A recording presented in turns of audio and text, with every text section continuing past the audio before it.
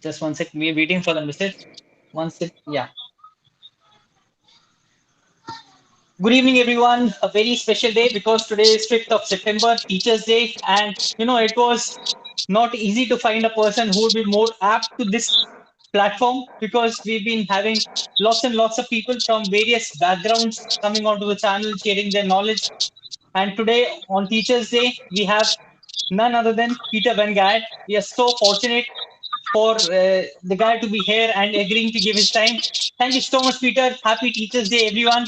So Yeah, before glad to be before we here. start, right? Thanks. Before we start, I'll just tell all the viewers who are joining us for the first time.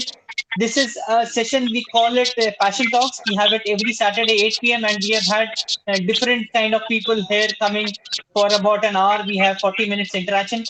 Just a request: everybody is requested to please keep the mic on mute because so that there is no disturbance whenever Peter is saying something. He's I think out. He's not indoors. He's just come back from a run and he has requested someone for focusing the light on his face. Right. So with this as a background, welcome Peter. And Yeah, first and thanks. foremost, let's have introduction right from you. You know how did it all start? Yeah, Belgium and all. Over to you, sir. yeah, yeah. Yeah, if you have maybe the slides that I shared, that will be Right. a good Sure, visual sure. up on Milan, the yeah, talk. here they are. Okay, so I prepared like a nice kind of pretty high level because there's so much to talk about, but this is like a short kind of 30-minute overview of my journey, my life towards the mountains, I would say. So let's get started. So we can bring up the first slides. So starting 48 years ago, when I was born in Belgium, I think I was very fortunate to grow up in like a small village, actually, the green outskirts on a farm. I used to always play outside in the water, get dirty in the mud. My parents used to take me on hikes to the Alps, to the Ardennes, south of Belgium. So basically, at young age, I was deeply exposed to nature, to a lot of physical activities, which I believe was very important because that made a big impression on me and would, make a big difference for the rest of life, basically. If we then go a little bit fast forwarding to the next slide. So I finished my education, my master's of computer engineering in Belgium, worked only for 2 years there. And then my manager asked me, Peter, we are not able to find software engineering talent in Europe. Are you interested to go to India for a year, recruit a team there, and start up a small software development team? So I agreed to that. India was completely new to me. I only knew India from those Discovery Channel and National Geographic, which gives a little bit of a different picture than the real India. So, but then immediately, as soon as I came to this place for work, that was just a matter of Monday to Friday.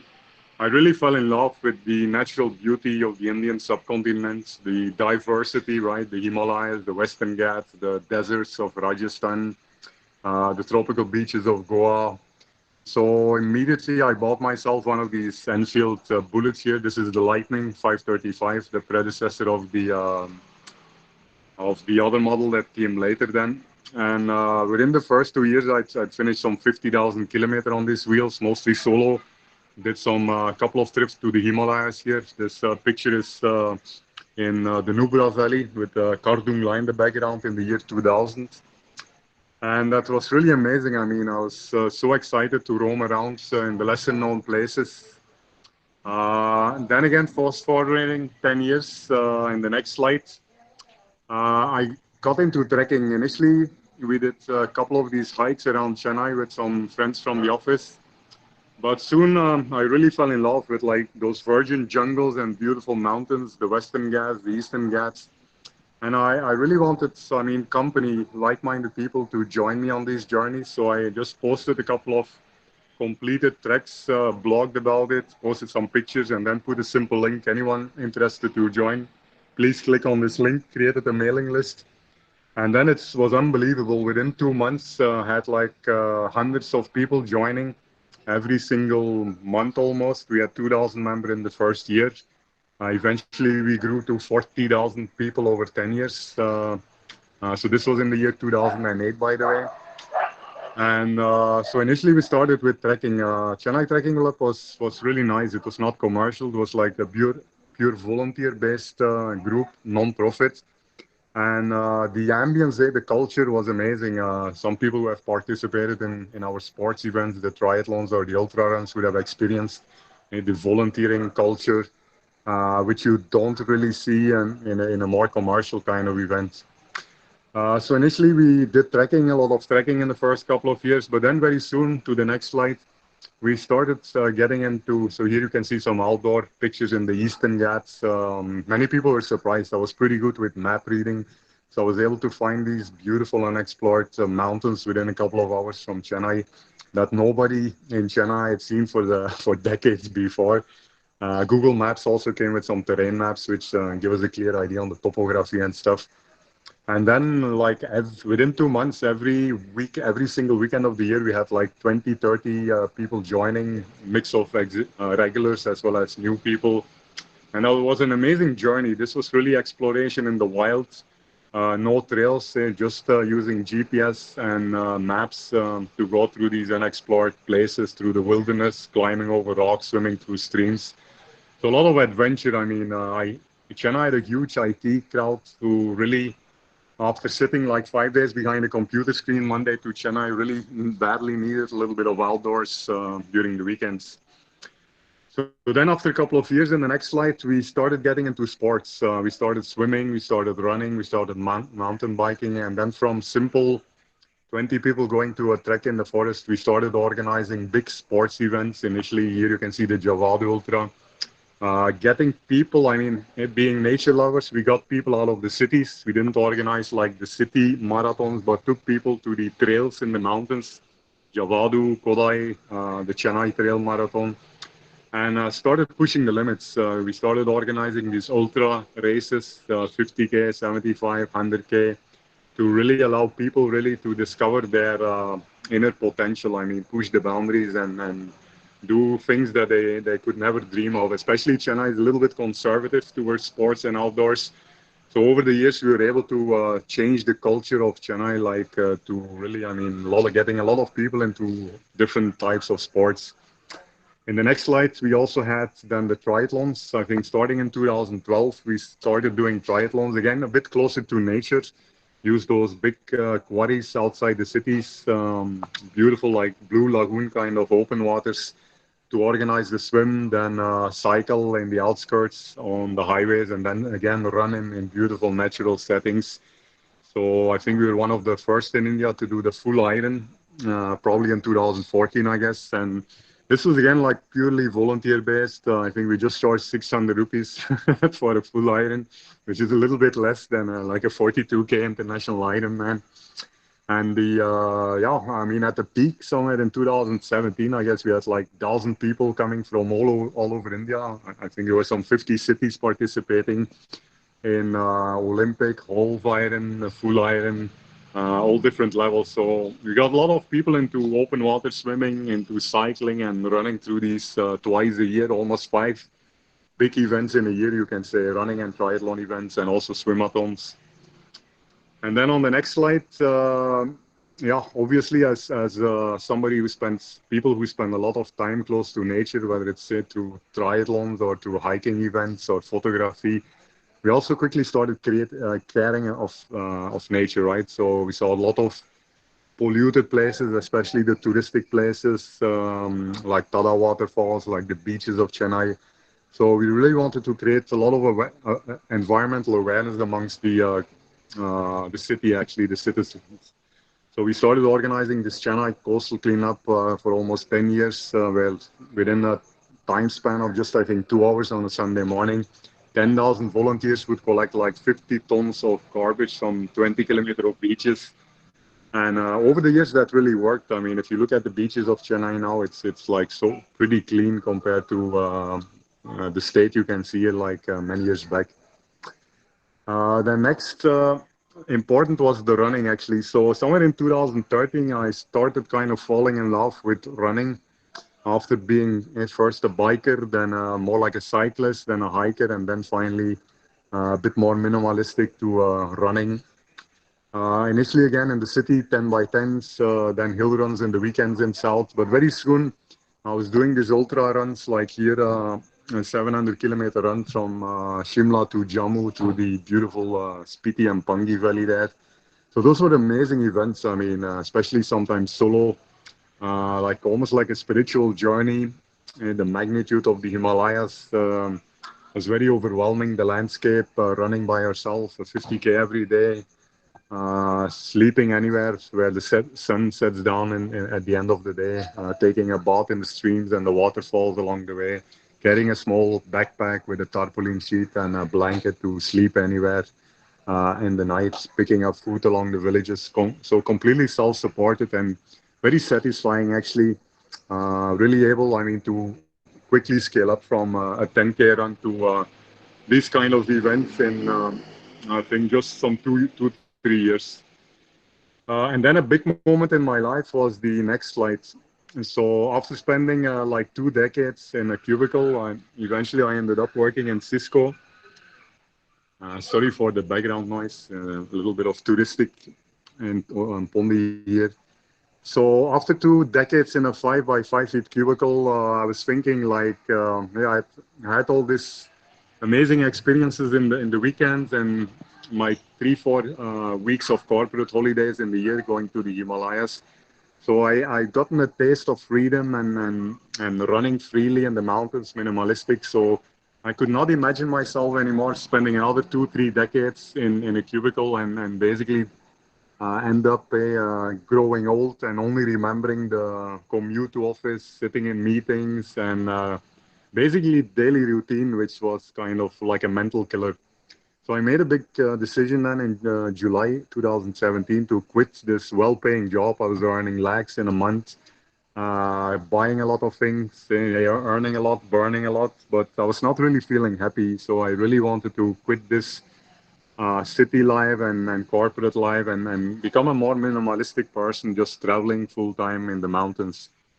So in the next slide, then my first really big journey, I would say, I call them ultra journeys, like a little bit of long distance endurance journeys, was a 2,000-kilometer solo run through the beautiful mountains somewhere in northwest Vietnam, close to the border with China, where I ran for 50 days, like a 40K marathon every day. And that was a unique experience. I was solo, obviously, because nobody had, everybody was working. All my buddies could not join me for such a long run. But it was an amazing experience, both in terms of natural beauty and then going really solo, losing the fear and losing actually the need for social contact, just roaming, self-sufficient also through the mountains and experiencing a lot of humanity, a lot of hospitality. Out of 50 days, I would have stayed 45 days with local people, tribal mountain tribes, sleeping in bamboo huts with the local people, experiencing amazing hospitality, drinking nice Vietnamese vodka along the way. So it was such an overwhelming experience that I think I really found what I wanted to do the rest of my life then. So in the next slide, just like a more recent escapade was post-monsoon last year. After I came back from the Himalayas, I did some 200 forts of Shivaji, Chhatrapati Shivaji Maharaj in Maharashtra. You have this Sahyadris there, the part of the Western Ghats, which is more volcanic. So there you have these steep pinnacles and mixed with a lot of history. You have like 300, 400 forts built in the 16th and 17th century to fight off the invasions of the Mughals. And so it was amazing. I mean, to basically run between these forts. These forts were spread out all the way from Nasik to Mahabaleshwar over thousands of kilometers running and later also a little bit of biking on the highways. I'm not much of a fan of running on highways. Biking between these forts and then climbing them up and getting down and doing like 200 of those in just like 2 months, which most people would not do even in a lifetime. But then the main ultra journey that I was doing for the last 2 years was the next slide, which was the Trans-Himalayan Journey. So I'd spend a lot of time hiking, obviously, as part of Chennai Trekking Club in South, which is more like low altitude, the Western Ghats, jungles, wilderness.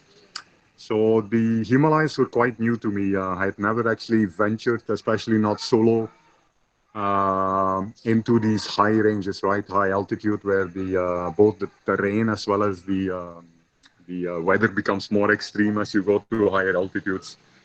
So in 2018, I did the first one, and then getting more confidence, I did a bigger one last year, where I spent the entire summer covering some 3,500 kilometers with like more than the distance it was about the climbing. I did some 160,000 meter elevation gain, which is I think somewhere like 15 times the height of Mount Everest. Of course, not the altitude wise, but in terms of elevation gain. And I was able to actually finish for 4 months almost one single high pass per day, which was quite heavy. But other than it, people who spend 2 weeks and finish one pass, the benefit was that I was there for a long period. So after my initial acclimatization during the initial days, I was fully acclimatized and I was picking off passes like very fast, not really running, but more like fast hiking, going very minimalist, just carrying 4 kilograms of backpack with me with a shelter to keep myself warm in this kind of extreme cold climate in the nights. And then also again experiencing amazing, overwhelming hospitality in some 300 plus remote hamlets, shepherds, mountain tribes that I was passing through. So if you go to the next slide, you can just see my route here. I think here you can see the Western Himalayas. You have Uttarakhand on the bottom right. Bottom left, you have Himachal, and then on the top you have Ladakh, Sanskar, Lahore. So here you can see the red points, which are like passes, and then the blue points, which are like very remote villages where I used to resupply my food, and sometimes it's and many nights stay with the locals. If you go to the next slide again, so planning out, this was quite a bit of planning. I mean, the kind of passes I was doing, like which you could see in the first slide, was kind of completely non-touristic, more like exploring unknown routes used only by shepherds. You didn't see any other hikers there, except for like say Ladakh and Dharmasala. There I was seeing a couple of European hikers, but otherwise I was mostly on my own. Sometimes just following the footsteps of these shepherds who take like large herds of sheep across these treacherous passes. Not all the sheep make it alive because the terrain is like quite steep and landslides are there, screes are there, glaciers are there, moraines, crevices. So quite an overwhelming experience. So here you see my planning sheets listing all the 120 passes. For every pass, you basically kind of you don't know, it's all new, so you just estimate how many days it will take, then pack up enough food to make it to the next village on the other side of the mountain range, where again you resupply food, and then yeah, try to find a sort of shepherd or some rock shelter for every night to kind of safely camp in the wild. So next slide. Here you can see the luggage. So most of the hikers, I mean, everybody I encountered there, especially in Ladakh, where you have a lot of Europeans hiking, most of them with guides, also a couple of guys self-supported, self-navigated. Most people go with these 60-liter backpacks, 25 kg of luggage, and people really struggle with that weight. So being an ultra runner, my built-in instinct was to go light. Even though the climate is a little extreme, I was able to find some really lightweight gears, like a bivy instead of a tent. Not carrying a cooking stove, but just using like dry horse poop and yak poop sprinkled with kerosene to prepare my food.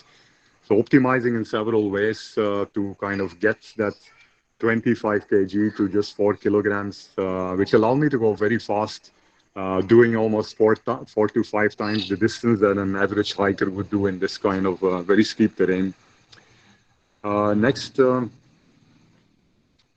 so here you can see the kind of terrain, right? So it's not like a Hamta Pass or like a Rupkund trek, a nice alpine trail through the grassland. This is like really almost semi-mountaineering, not technical, of course, but a little bit tricky. I mean, also finding the way. I mean, there is no trail here. You just try to find exposed soil and sheep poop, and these are all undocumented passes. The Mathur, I think your speaker is on. So it basically was requiring a lot of planning, actually, map reading, looking at satellite maps, topographic maps to find my way in this kind of undocumented terrain. Okay, next slide. So in terms of navigation, I use this offline. It's a bit more technical. Use this offline OpenStreetMaps. Did a lot of planning myself. Weeks went into planning of trails. Where is the pass? How do you reach the pass? Where is the last village? How do you reach from there to the pass? How much food should you carry? So I was carrying fully offline maps on my phone, putting the phone in flight mode to save battery, and yeah, basically trying to find the way in the middle of nowhere, sometimes 5, 6 days away from any nearby human settlements.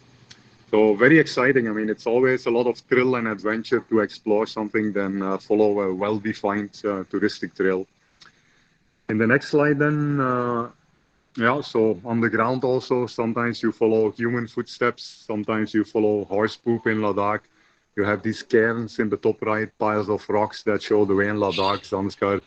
And then on the passes there at the bottom, you can see these Tibetan prayer flags in Ladakh, Zanskar, Lahore, with those piles of rocks again that guide you towards it, the point where you cross over from one valley to the next valley across a mountain range. So if you go to the next slide, yeah, so here you can see those typical ranges. So this is the Pir Panjal that separates Lahore from Chamba Valley. There's like a big wall, 5,500-meter high mountains that actually block also the monsoon. The monsoon will hit this range, and anything beyond this becomes like a high altitude desert, like Ladakh and Lahore like, don't receive much rain because of these high walls that block any rain coming in. So here and there you have this U-shape, this saddle, where you have a pass that allows you to cross quite steeply from from the say the south here, Chamba Valley, to the north, Pangi or Lahore. If you go to the next slide, then. So here you can see the kind of steepness of the terrain. You can see like almost a 1 kilometer long line of. Let me just move a little. Yeah, the smoker gang coming in. So almost a 1 kilometer long line here of say like 1,000 sheep going to almost a near vertical stretch. Uh, and finding actually almost like crossing like 1,000-meter drop, usually from the pass to the base where again you set foothold on some meadows through like very steep terrain. I mean, it's amazing how the shepherds actually navigate through this kind of terrain with such a large crowd of animals. Out of 1,000 animals, 40 to 50 usually do not make it alive, either because of weather, cold weather, or rocks falling down in this kind of very fragile terrain, which has also become worse due to climate change in recent years. So next slide then. Yeah, so here we can maybe play the video, Rommel. This is like a walk on one of these glaciers below the passes, the Chobia pass, just to give you an idea of the terrain.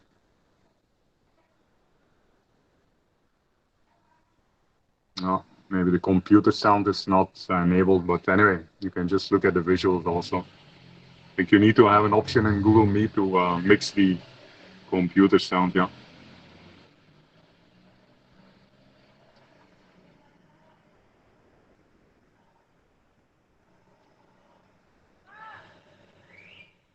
I think it's a Google Meet setting somewhere.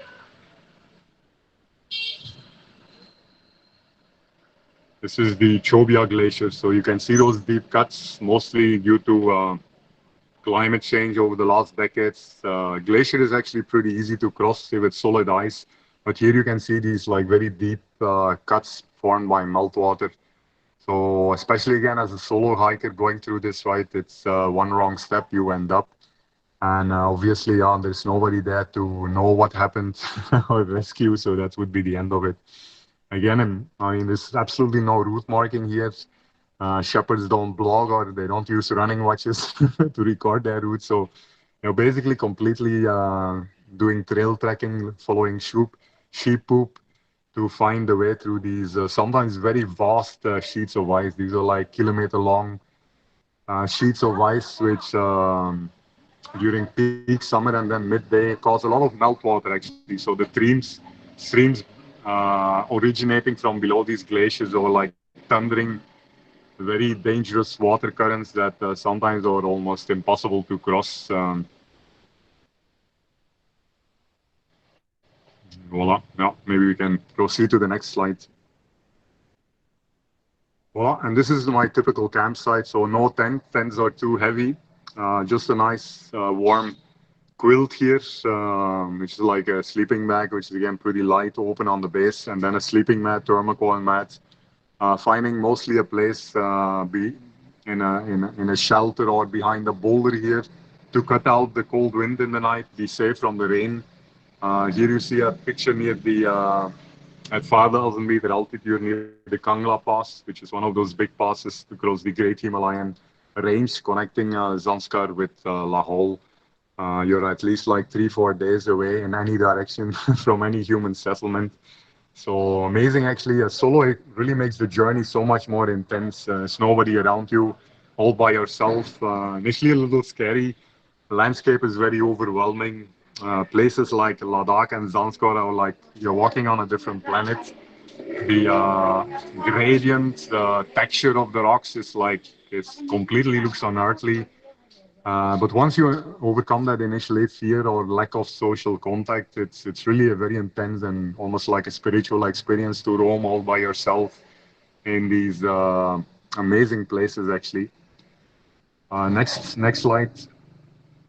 Voila, and this is, I mean, in addition to the adventure, in addition to the beautiful raw and touched nature where you don't find anybody else, you had is also this same element which I had also encountered in say Maharashtra or Vietnam or Thailand. I've done some long journeys. Himalayas also, you have these are the kings of the mountains. You can see the shepherds there with like 700 sheep behind them. So at the end of the day, after you burn 6 to 7,000 calories doing 3,000 meter elevation gain with your backpack over very tough terrain. I mean, sometimes you just take one step and you slide down 2 steps in loose scree and moraines. So burn a lot of energy, but then at the end of the day, if you see a campfire there and you hear the sound of sheep, then you know, okay, you're in good hands. Hospitality, they go milk one of the sheep, make fresh tea, start preparing rotis on the campfire, put it with lots of ghee. So that gives you a daily dose of, you can call it sports nutrition, which with all the pristine environment that you're constantly in, you drink from the streams, the mountain streams, you drink from the meltwater of the glaciers, you breathe this fresh, unpolluted oxygen, not for a week, not for a weekend, but like for 4 or 5 months. So you're actually at the peak of your health, peak performance, good organic food. And then you basically lie down with these guys. You listen to some nice Hindi songs on a 20-year-old Philips radio. Feel the glow of the campfire when the temperature starts dropping to minus outside you. You hear the shepherd's dogs protecting the herd. Maybe if some snow leopards are coming close. And then you lie on your back on a sheet of wool sheep. I mean, on sheep wool. You look up and you at 4,000 plus meter altitude, you see basically the Milky Way on top of you, very clear. The dust of the galaxy. It's like an out of this world experience, really. So moving on to the next one. Yeah, so here you can also play a nice video of like a huge herds of sheep descending from the Chorasi Pass in Chamba Valley. So here again, I was completely by myself, absolutely nothing, not a single sound till the base of this pass here in the background. And then all of a sudden you hear a little bit of sound in the background, and before you know it, like this huge line, more than 1,000 sheep here with 10 shepherds and some 10 dogs guarding the crowd coming down from a pretty steep pass up there, still covered by snow at the beginning of the winter, sorry, beginning of the summer. As they migrate from the villages at the base of the Himalayas, they do graze the entire summer in these nutritious high altitude alpine meadows full of natural goodness, which, as they say, gives like much better quality milk, much better quality foods when they then sell some of the animals at the end of the season. And then here you can see the Gujars, like amazing people, like totally disconnected from modern society, no electricity, no mobile networks, no roads, no money actually. People here completely still live very sustainable, fully self-supported, self-sustained, sorry. I guess even if the global economy crashes and we will all be crying, we will all be in trouble. These people won't even be bothered. They're living completely on their own, disconnected from the modern days of living, and like extremely innocent people, very nice people. As soon as they see you coming, especially as a solo hiker, they really I mean show you as take you in as one of their own family. They give you foods, they give you a place to stay, a warm woolen yak skin or sheepskin to sleep under the cold nights. They typically also live together with their animals in some kind of semi-open or rock shelter. So amazing experience and yummy, yummy foods that really replenishes those 6 to 7,000 kilocalories that you lost again during the day. So yeah, another thing in the mountains is that here in the city, it's all like, okay, you sleep at midnight, you Facebook, you Instagram. There actually you align your daily life cycle to the sun cycle. You settle down when the sun sets down. You automatically get up when the sun sets up. So you get this solid sleep, like fresh air, 10, 12 hours a day. So that also allows you to recover and keep doing this extreme activities day after day for like months altogether. So then the next slide, here's a little bit of cooking. So normally I don't cook. I just carry some ready-made food with me from the last village for at least 2 days. And if it's really more than 2 days to the next village, I carry like a little bit of white oats or rice. And then I just 2 kilometers before I settle down in some place, pick up some dry poop, some rocks. Of course, in high altitude deserts like Lahore and Zanskar, you don't find wood to burn. So you pick up dry poop and sprinkle a little bit of kerosene, and you have a nice sustainable fire to cook some yummy food at the end of the day. And then I guess the last slide here, the financial aspect. So, I mean, people ask me, how do you manage financially? First of all, I mean, once you leave the city, once you start living most of your time in the mountains, life becomes very simple and very cheap, very minimalistic, not minimalistic only from an gears point of view, but also minimalist from a financial point of view. Nobody is interested in your money, actually. You hardly pay 50 rupees for a plate of momos or a plate of chapatis. So you can easily manage like 200 rupees a day. Last summer, I just spent 20,000 rupees for the entire summer, like 4 months, 120 days, crossing 120 passes. So basically spending just 200 rupees per pass rather than going with a commercial group, which would ask you like even 10 to 15,000 rupees for a single pass.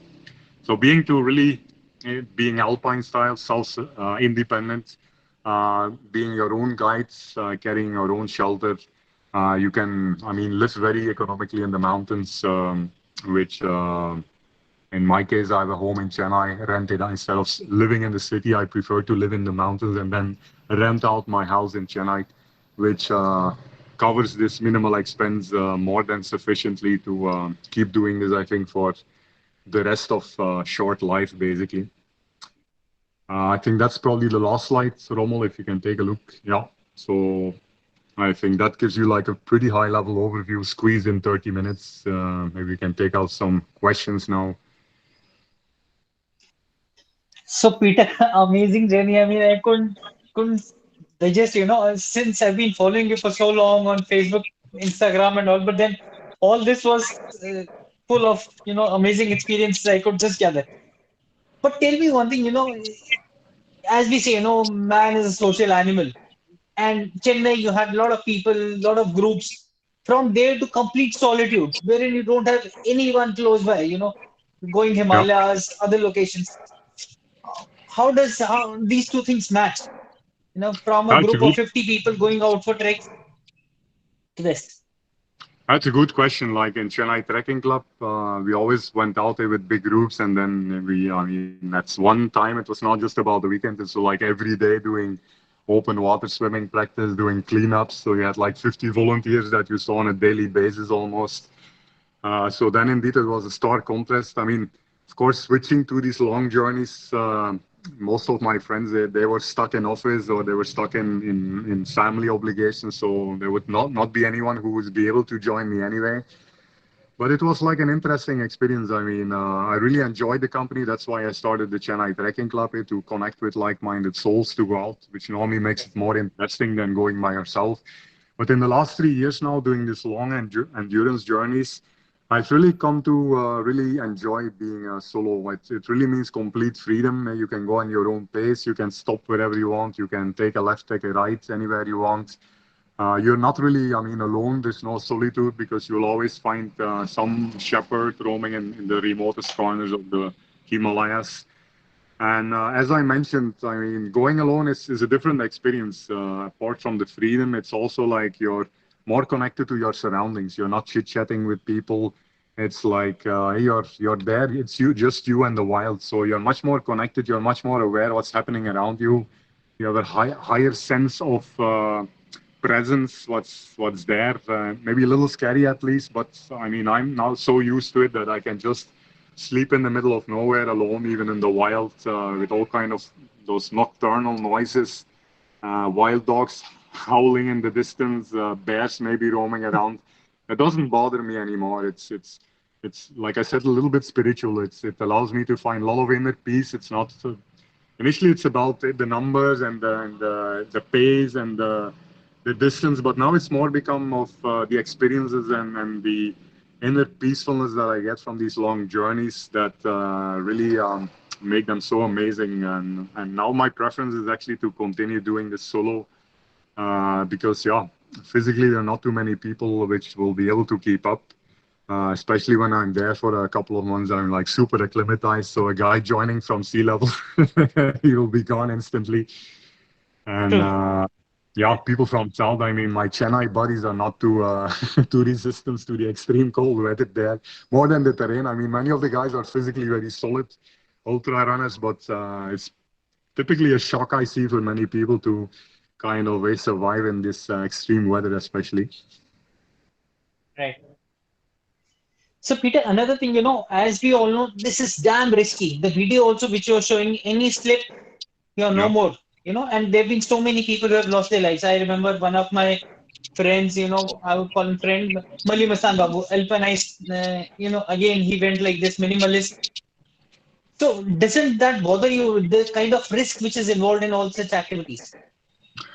That's a good point. I mean, if you're solo, at least, I mean, some people say you should actually be three. If anything happens to one of the three, one guy can support him there, and the third guy can get help. So, but yeah, again, it's a matter that you don't have choice here. So nobody has those 5 6 months available to join you. A couple of guys joined me in the team for maybe 10 days. But then again, it Right. never worked that easy, right? Because you're in the middle of nowhere. The people are not acclimatized. After they travel from south to north, up and down, plus acclimatization, then hardly any days are left to join me.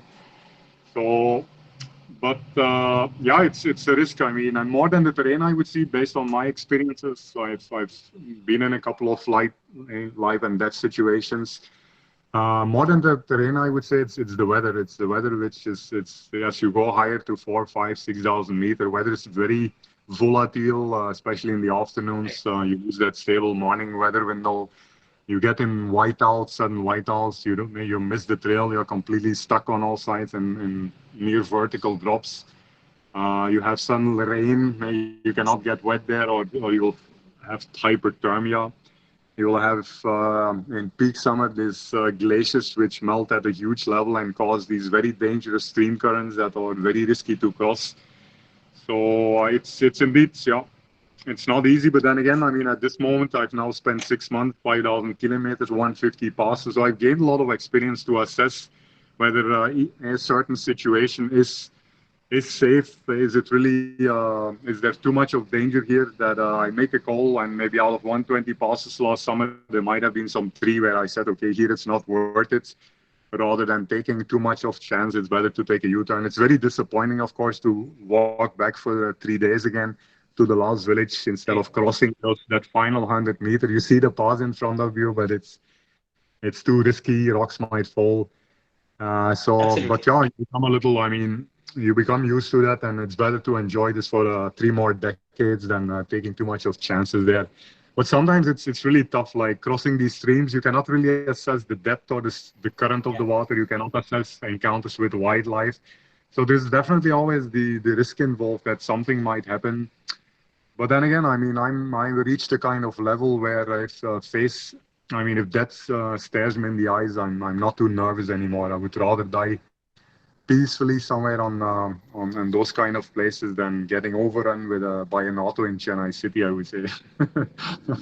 That's a valid point. No, one more thing which came to mind once you were sharing your views and the presentation was I was going through a course recently on cross-cultural communication in one of the subjects. So wherein, they had a lot of survey wherein foreigners come to India, they have a different opinion altogether.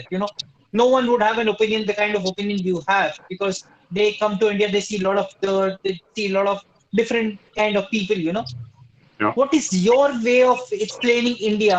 Because you've been the biggest ambassador of adventure I've ever seen, and that too, you belong to Belgium, you came to India, you've been spending so much time in Himalayas and all. So, what do you say to someone who asks you about the country? Yeah, I think most of the Europeans they are so used to the developedness, you can say, call it the comfort they have, the level of comfort they have. At least I would call it a little bit of overdevelopment because people have become a little too much expecting, too many rules, too many guidelines, lack of freedom. I don't think India is a little bit more chaotic. I agree, a little bit dirtier, and not just the dirt. I mean, less adherence to rules and all. But I like the aspect of India. Two major aspects. One is the freedom. It's like it's much more wild here. Also, you have really these virgin forests, mountains.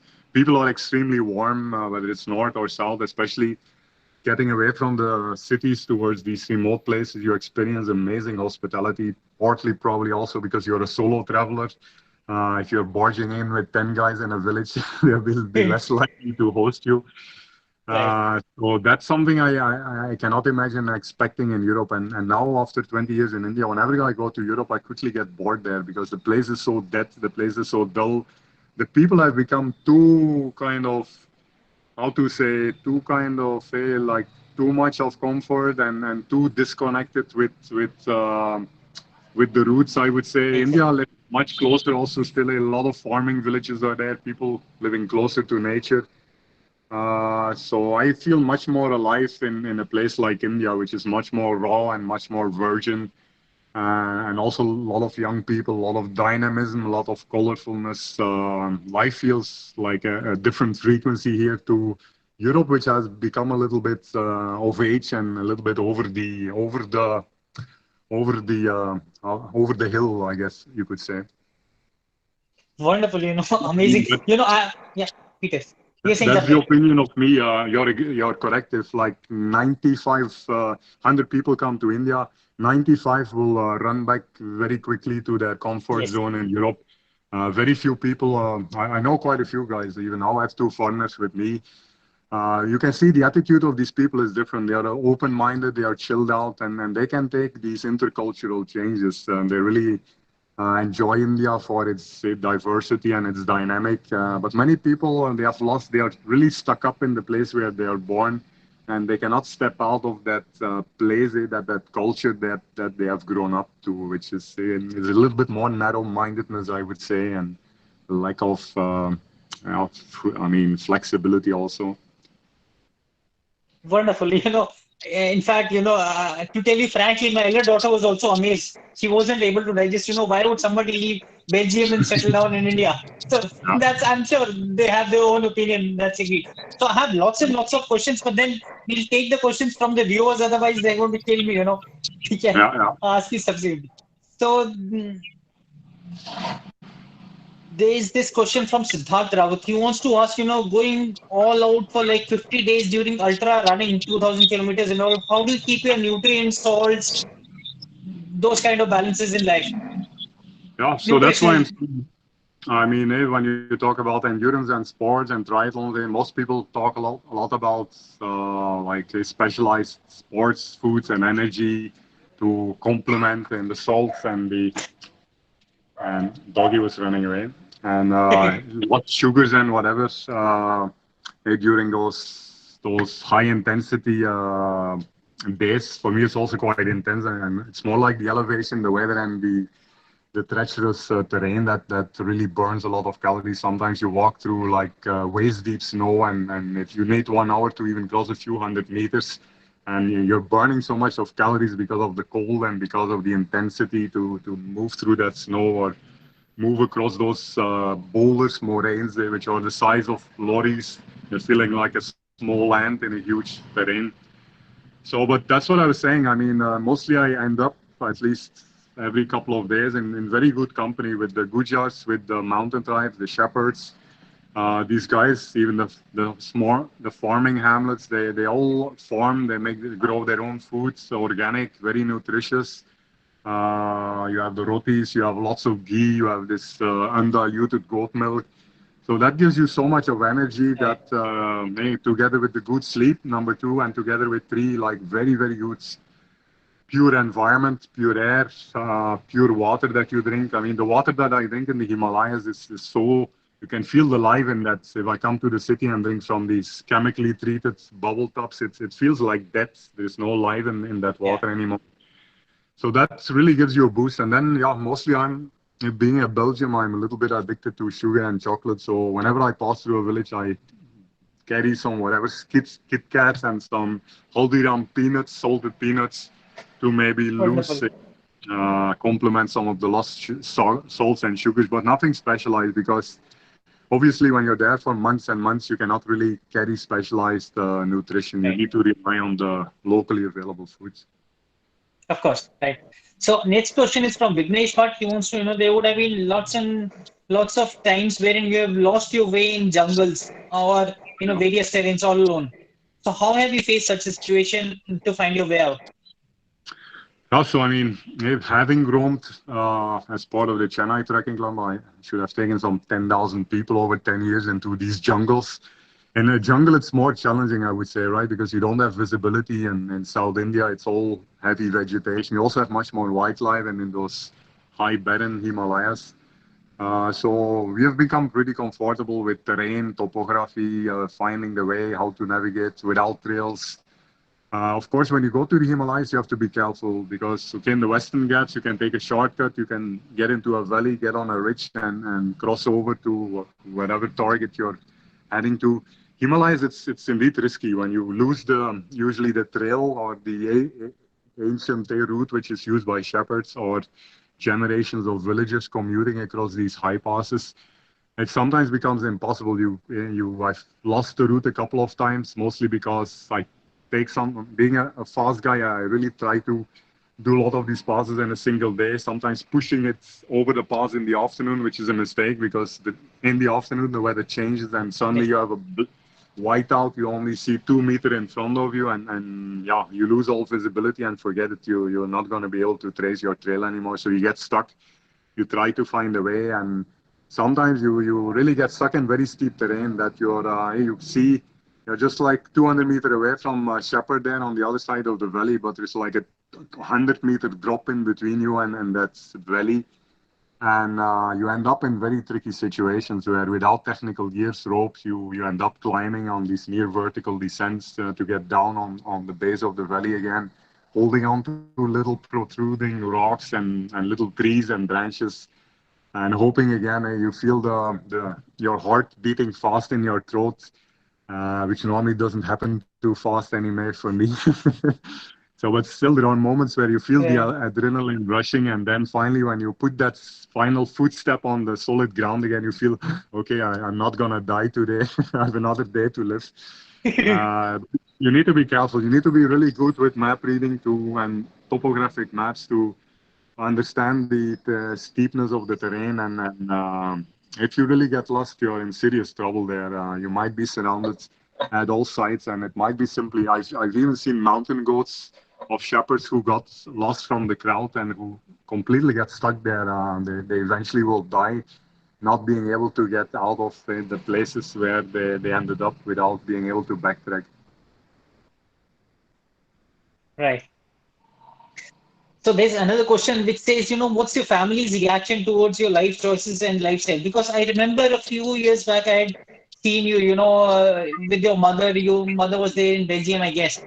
So what Yeah. has been the family's reaction towards life choices and this kind of lifestyle? Because I'm sure Nobody supports this kind of a this kind of a Yeah, lifestyle. yeah, especially also being the only son, that makes it a little bit more tricky. Dad is no more, but mom is actually 90 years old, still pretty healthy. Recently Nice. got through Corona also, strong lady. And Wow. yeah, I mean, she is not fully aware what I'm doing. I don't give her the details, obviously, because that might not be good at her age. Right. I share some of the nicer adventures and pictures over video calls in between. Okay. So being a little bit away from, I mean, the parents at least, they don't say, she's there, I'm here. She doesn't know how long I'm going, where I'm going. She doesn't know where I connect with her on WhatsApp video. So I hide the more tricky situations, obviously. And Right. then locally, I mean, I didn't settle down after all these years, not married yet, not planning to settle down. I cannot imagine myself being like a settler, not at this age, maybe in another 2, 3 decades. I might maybe become a farmer in one of those remote villages, maybe with your family. But as of now, tasted the freedom, and there's nothing that can hold me back from that internal drive to live that adventure every day instead of the daily routine of doing the normal corporates or live in a city, commuting in traffic and sitting in the cubicle. It wouldn't be possible anymore after this kind of exposure. Right. I think Guninder will also get inspired after listening to this. Okay. Next question is, what sort of thoughts and emotions occur to you once you're all alone in wilderness? And there have been most of the times you're in those situations. So what do you think? Because there's nothing much to think in those places. Yeah, so the good thing is, I mean, you would say, I mean, some athletes, I think they reach the peak of their sports career or whatever in their 20s or their 30s when they are young, and typically it's all about speed and competition. When you Okay. talk about endurance, as you might know, like really long and extreme journeys, it's more about experience, and you only reach that Yeah. kind of level at later age, I would say. I see people even in their 60s and 70s in the Himalayas, Europeans. I met a guy 78 years old who was doing some really challenging glacier traverses in Ladakh, which Wow. made me realize that I still have another 3 decades to go. But I feel actually as of now, I'm 48, and every year I feel stronger. At a certain level, you also know, right? It's less physical and it's more mental. Many of the people who join me along the way, they don't fail physically. Actually, they fail mentally because they cannot take it anymore. In terms of the weather, in terms of the extremeness, in terms of the altitude. So after now doing these 150 passes, I think, which normally, even if somebody who goes regularly to the Himalayas, he might do 15 passes in a complete lifetime. So you can imagine the experience that I've gained after 150 totally different passes, the kind of situation that I've gone through, which has built a lot of experience and confidence that you're now pretty solid in, even again as being solo and facing this kind of extreme environment that you're not easily shaken up anymore. Even when last year I came like face to face with one of these black bears in those dense jungles of Uttarakhand. Okay, that animal is there, but okay, Right. you're just pretty cool. It doesn't make me sweat or raise the heartbeat anymore. It's just you take it as it comes.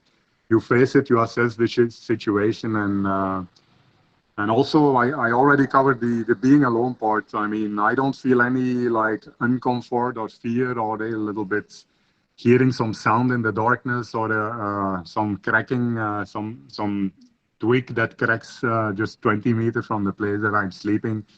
I'm feeling pretty Nice. comfortable. It feels like home now, nature, the wild. It feels like the place that I am. And when I look up to that Milky Way in the sky there, it's like feels that you have some deeper connectivity with the cosmic, the grander cosmic thing, and you're feeling very, very peaceful. Which that's the peacefulness that you can never experience is closer to like human settlements or with a group of people.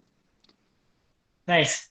Okay, so another interesting question from Nitin Mishra is, how does it feel once you're back to the city after your trip? Because must be a totally different experience then.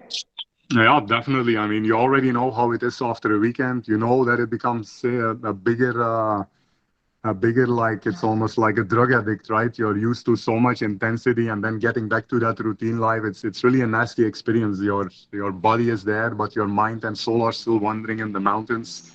So, and then doing this again for like 5, 6 months, it becomes only more intense, the contrast. You're really used to living in the mountains.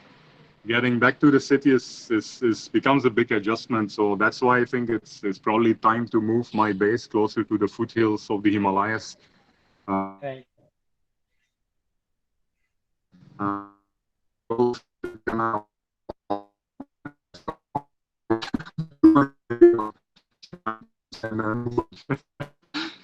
Right. so yeah, and a lot of friends, right? The Chennai Trekking Club and hundreds of people, thousands of people you know there. So it's always nice to also go for an ultra run once in the mountains, like this weekend with 20 people and enjoy the company.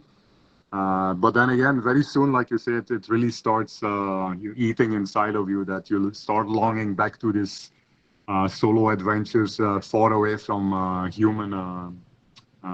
urban centers and in total peacefulness. Absolutely. Okay, next question is from Kevin. He wants to know what is the suggestion you want to give for someone who wants to go for a hiking for 2 weeks? How should one train or plan about that? Because 6 months nobody can afford. I mean, Yeah. yeah, nobody can afford 2 weeks. How would somebody do that? Yeah, so I mean, if you're if you're talking about the Himalayas, of course, it's all about the altitudes. You can have these people who are pretty good regular hikers in the Western Ghats, but there it's about altitude. So acclimatization is important. Above 3,000 meters, you should take it easy, not to increase more than 500 meters a day.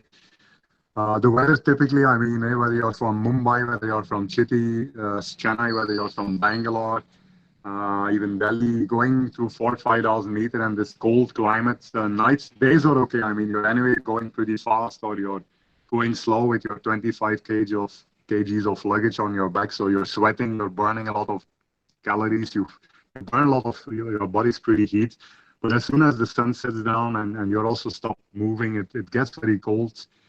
So that's what I've seen. I mean, many of the guys who join me sometimes in between, physically they are fit, but they can take the extremity of the climates, and also they are not that they have that same solid foot ground when they step on these loose scree. If you come down steeply on loose rocks, or you have to Right. cross the wild streams, it's a little tricky. I mean, that's what I'm saying. It's more like a mental thing. It's not physical anymore.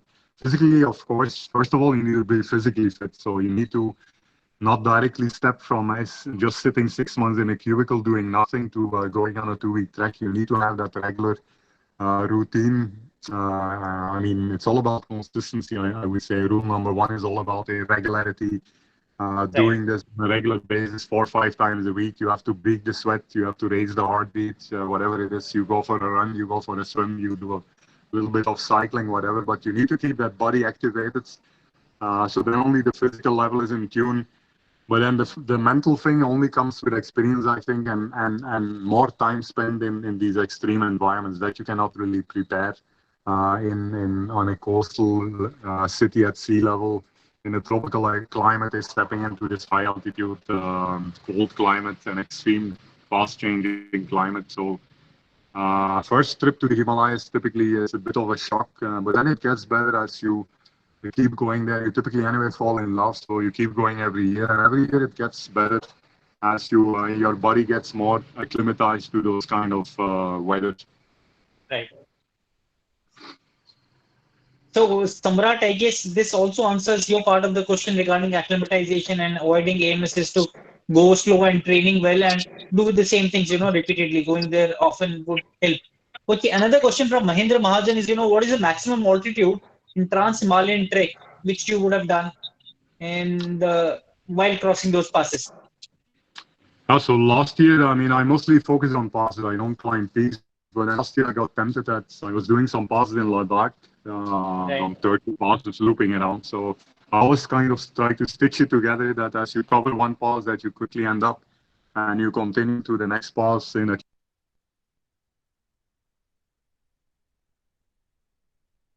Hello, hello. Yeah, I think he is disconnected. Yeah, I think he's got disconnected, or maybe the phone's battery would have gone. So I think that was the last question we had. We had to thank him, which I'll do it separately now because it's already time and he's not around. So thank you so much, everyone. A teacher's day like this I've never had. There's been so much of learning from Peter and the kind of experiences he has. I'm sure I've not even heard anyone having, these kind of experience. So thank you so much for all of you to be here. And once again, happy Teachers' Day to you. Have a great time and keep trying out various things. It's not easy to live a life like he's doing. I'm sure it's 99.9% people would not afford a lifestyle like his, but then keep exploring, keep trying new things, and keep doing your job as well. You cannot leave your job and be like him. Try to make the most of it. Thank you so much, everyone. And it's been great hosting you. Great set of questions. See you next Saturday again. We have another person. He's again a great guy, marathoner from Bangalore. So see you next week. Thank you so much. Good night. Jai Hind.